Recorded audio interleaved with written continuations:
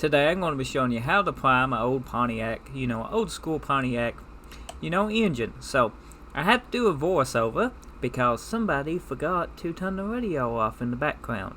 So what we did, we removed the distributor from the back of the motor, and we attached, you can use a screwdriver end, but we used a file end, and we are going to stick it down into the engine here in just a second. You should be able to see what we're turning.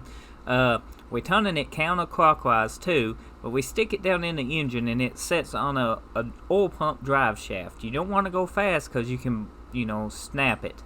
So you can see we're turning the drill extremely slow, not going super fast, and what we're waiting on is oil to pump up through this newly rebuilt engine. Yes, this is a newly rebuilt Pontiac. It was a fun build. I tell you, Pontiacs is an odd engine. I don't know what GM was thinking, but it's a Pontiac. It's about like a Ford, and they change with every year almost. Something on them. But anyway, if you could hear in the video, you would hear the lifter starting to pump up. See, that's what I'm pointing at.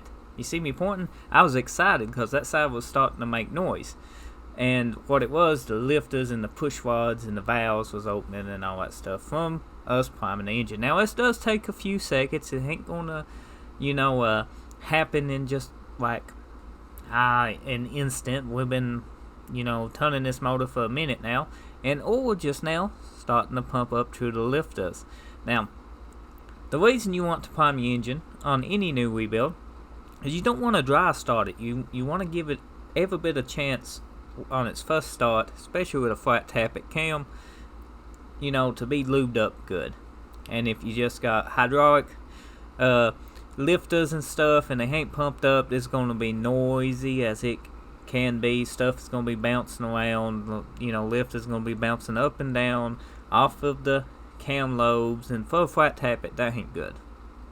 But we still twisting it counterclockwise, as I said before, and we're getting every bit of this pumped up. Now, in a future video, I will be installing this engine into the GTO. If you've not seen the GTO, it's a car.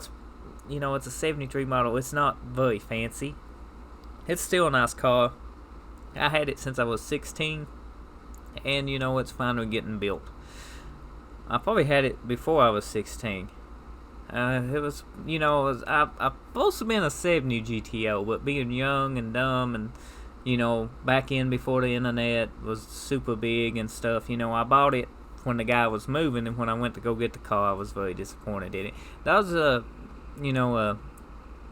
shot, basically, a clip of, just right here, of that rod that drives the oil pump. That's what you stick a screwdriver in or a drill in like we did, or something to fit in it, and you go counterclockwise.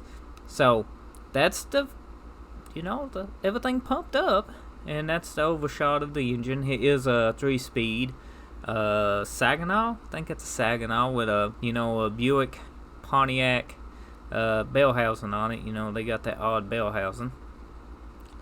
And that's me explaining to you how easy it is to just pump up your lifters, and that's a shot of the GTO. And yeah, this was not the factory engine to it. The factory engine was a 400, but this car sat without a hood for a decade, and that 400 was pretty much seized up. This was a 400 that ran. We took it apart, put new bearings, a cam, and everything in it, and freshened it up with new wings and everything. We didn't take it to the machine shop. We did take the crank to the machine shop, have it polished, but the cylinders didn't have a wedge well or anything. This 400, was actually quite low mileage. Usually can find quite, low mileage Pontiac engines in the bigger cars and stuff, the luxury cars, and usually can just clean them up with new bearings and stuff. So, as always, if you enjoyed this content, be sure to hit that subscribe button if you're new. Drop a like, leave a comment. Hope you enjoyed, and maybe I will remember to turn the radio off so I don't have to do voiceovers so often. But you enjoy this voice. See you next time.